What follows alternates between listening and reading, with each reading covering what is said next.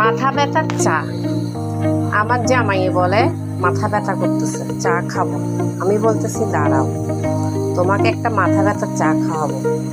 চার পানি বসাইছি, এখন একটা চা একটা এলাচ দিব, একটা দারুচিনি দিব, একটা লবঙ্গ দিব, অল্প একটু চা পাতা দিব, একটা দারুচিনি, একটা এলাচ, একটা রং, এক চামচ চা পাতা। এখন এটা ভালো করে কড়া করে রং করব। এখন একটা আমার কফি দিয়ে আমি দিক দিয়ে কেটে নিয়েছি, এক প্যাকেট আমার কফি 4 কাপে দিব।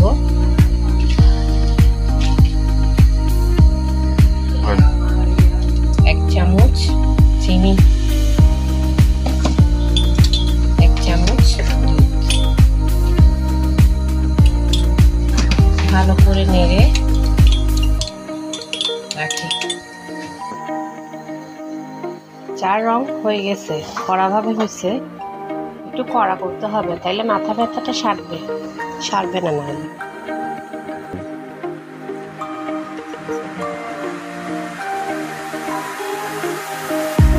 এখন চার রংটা ঢেলে দিচ্ছি, অনেক কড়া হয়েছে।